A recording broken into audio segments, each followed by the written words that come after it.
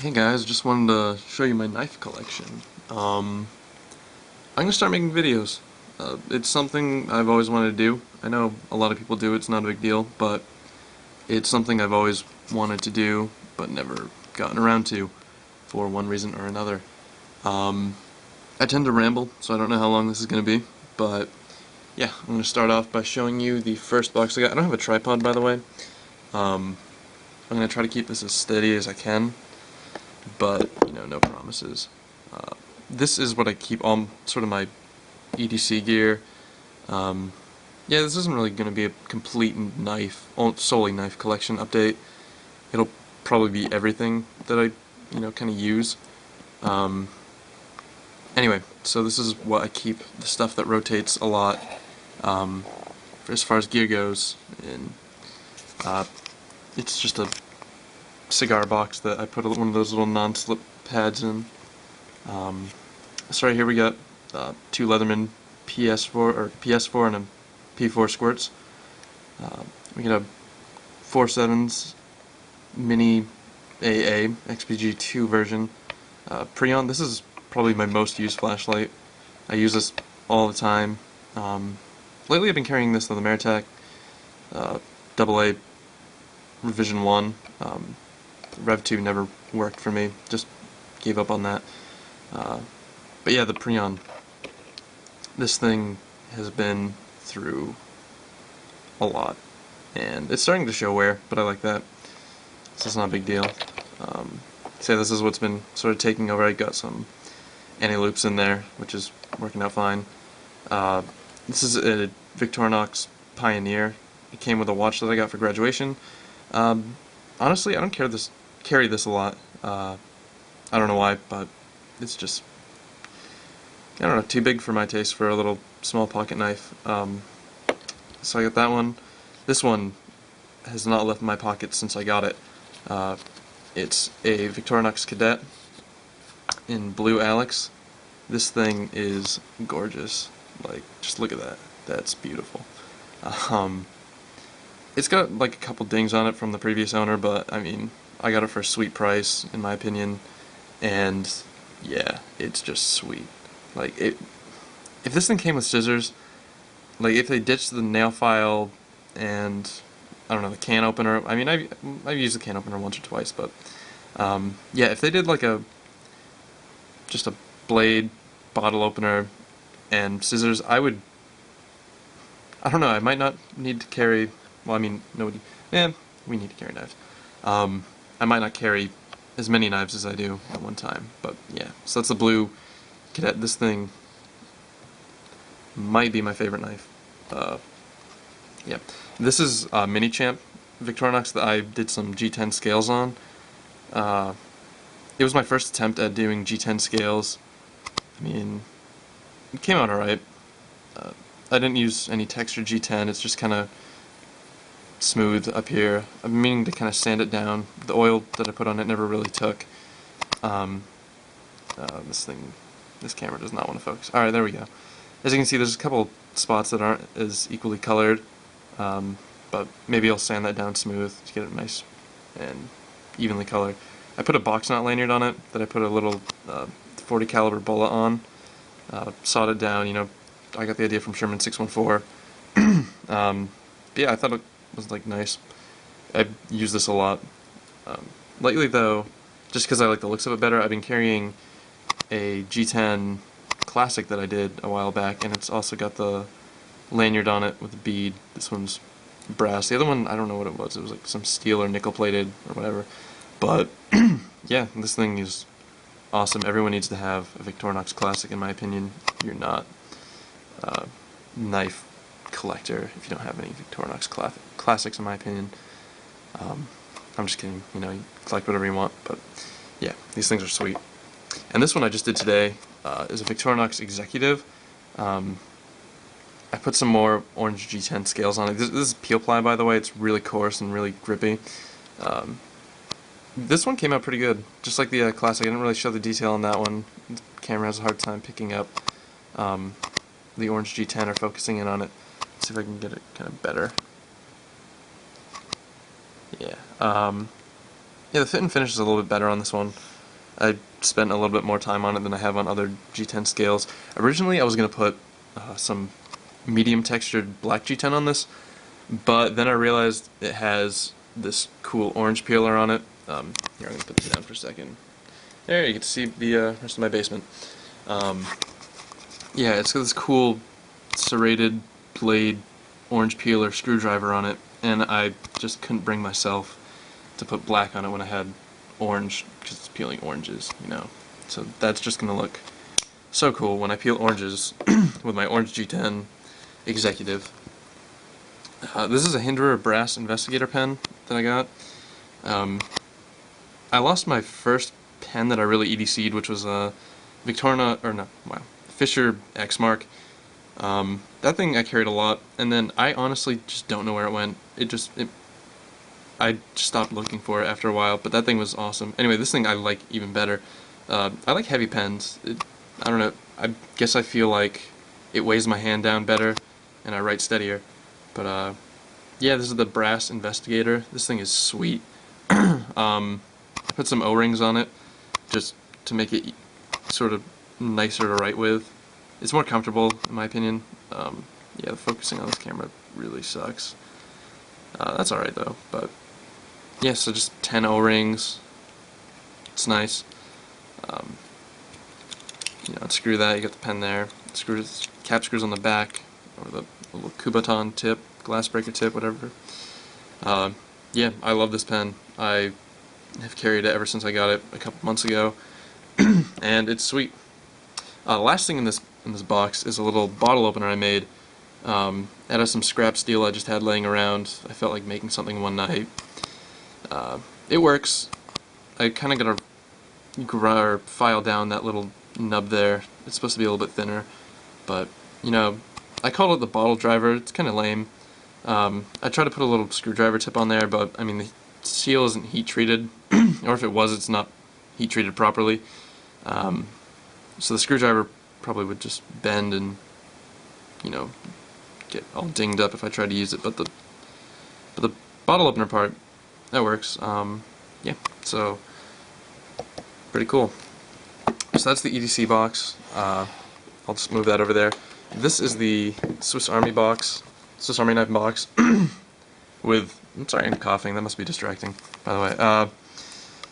Just G10 that I'm working on. I've really only put handles on Swiss Army knives. They just seem pretty straightforward. There's no screw holes I have to worry about, but this one I messed up on the first time I did it.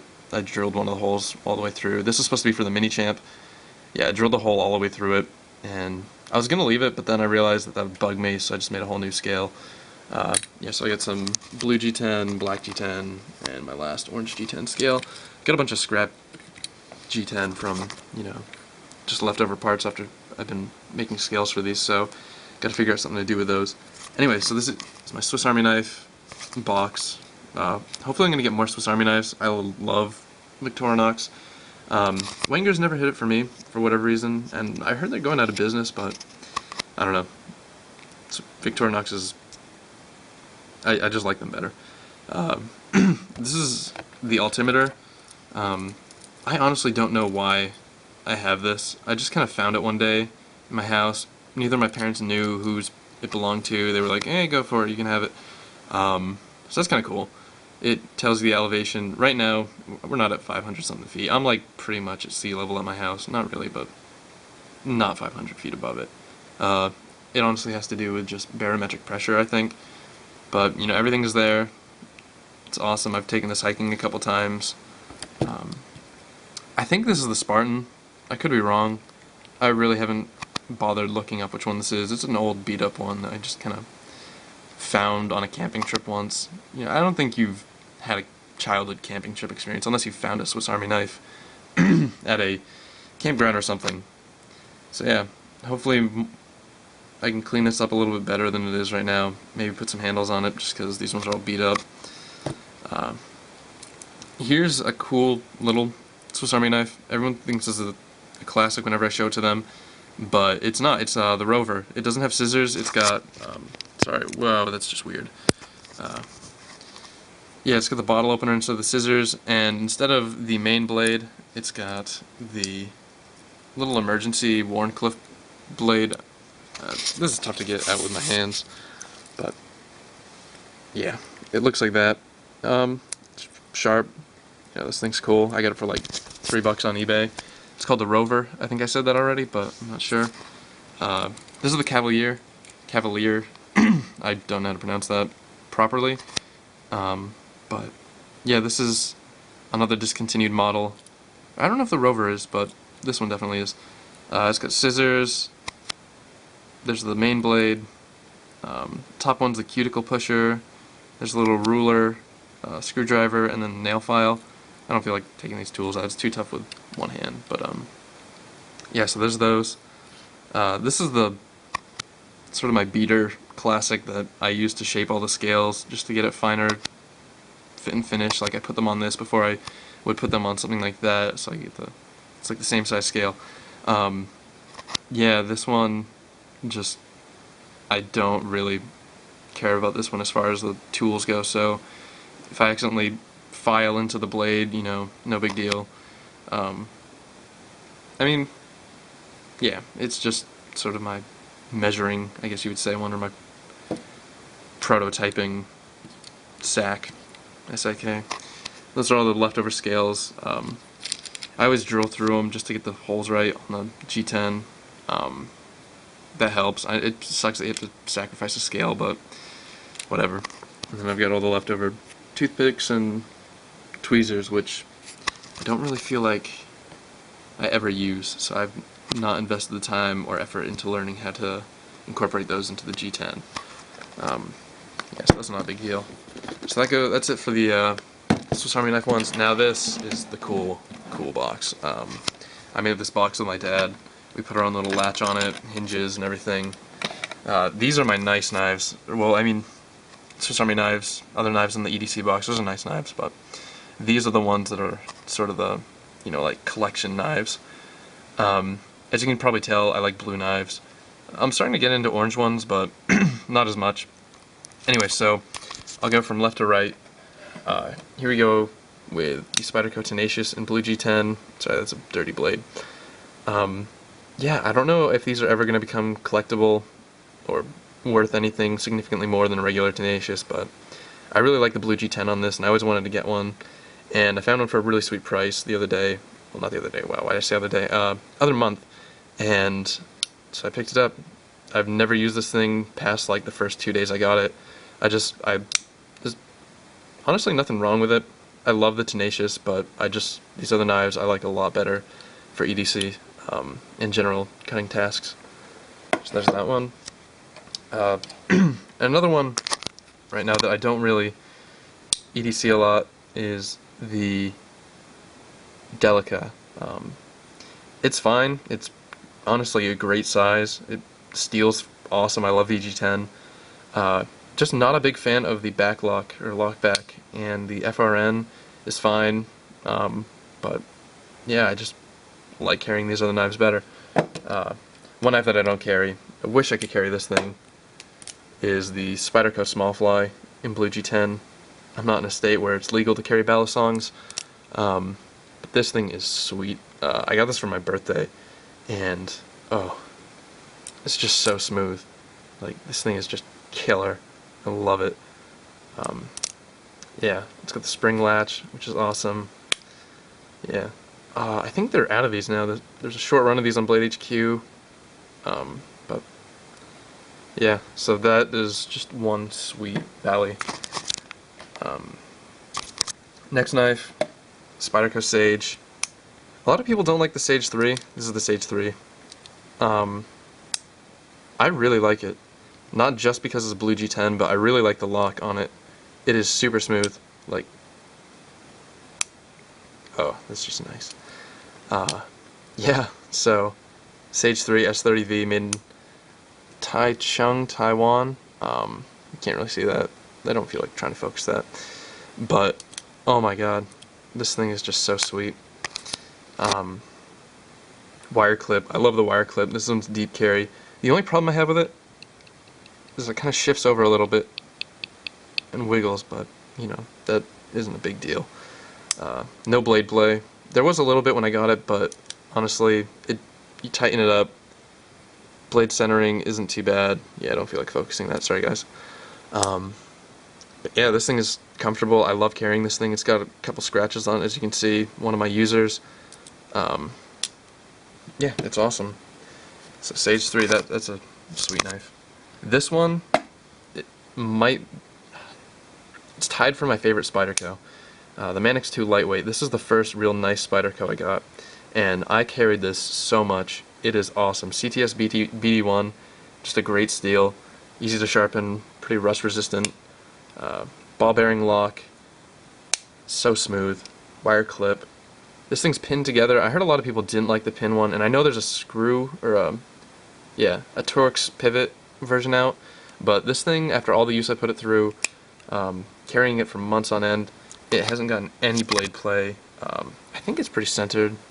It's a little bit off-center, if you can kind of tell there, but that really doesn't bug me. I'm not bugged at all by off-center blades.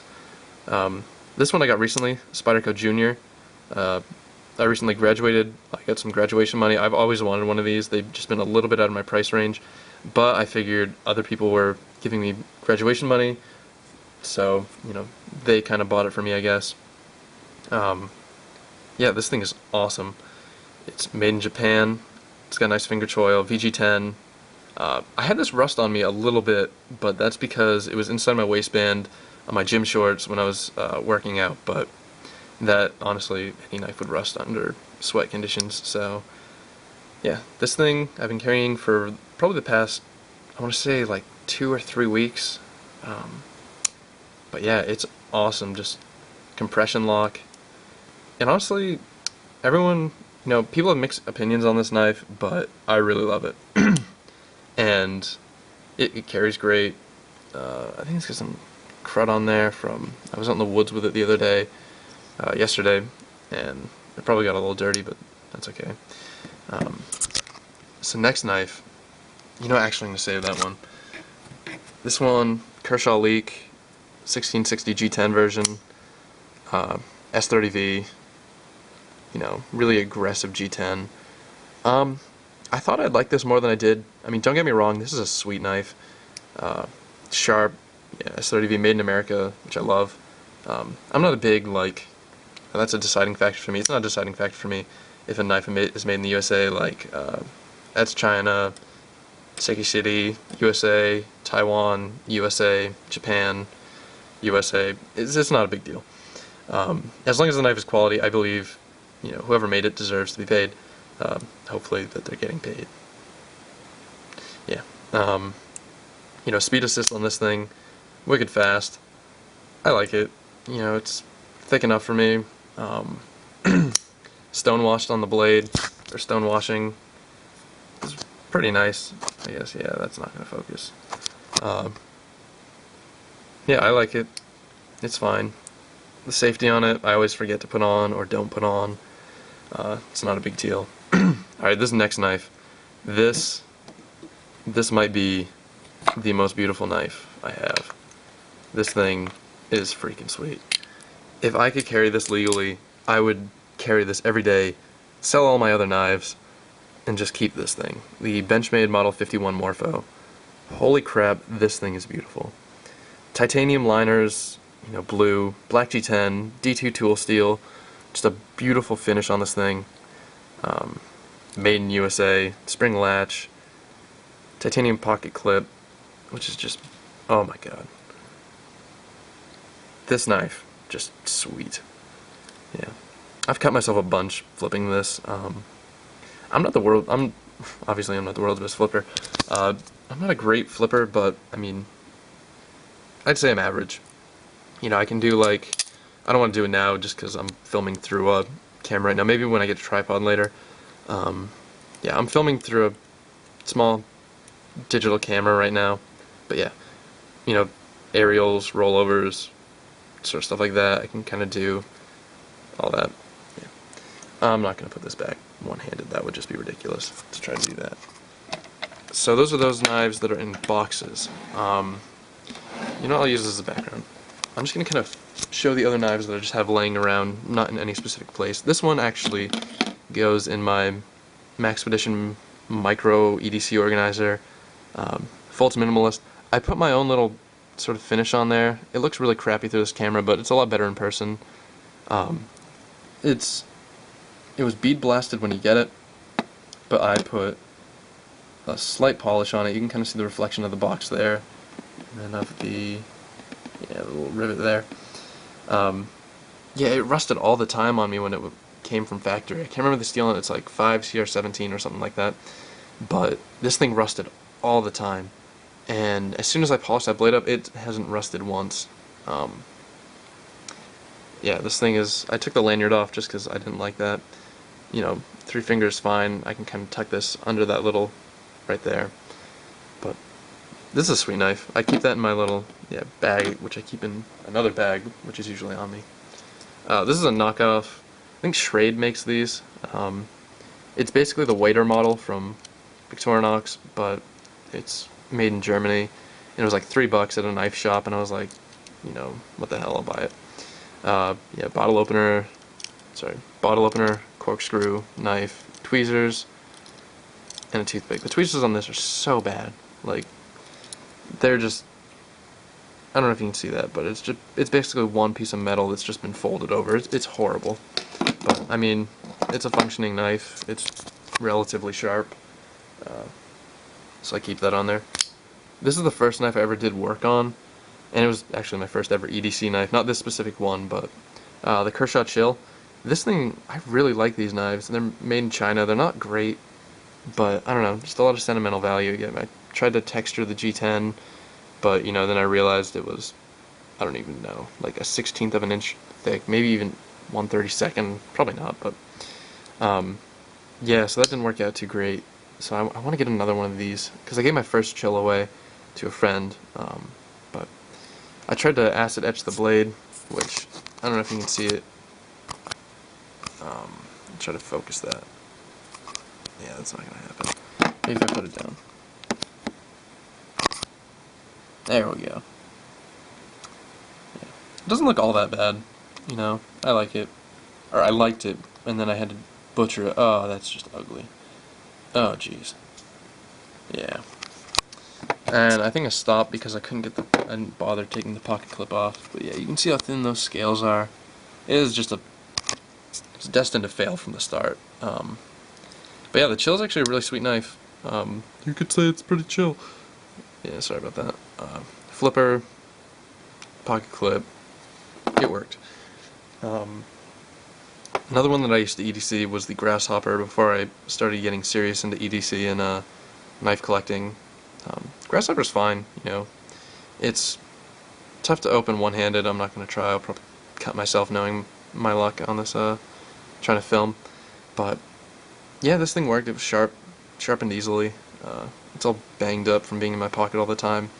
But, you know, sometimes I'll carry it if I just feel like it.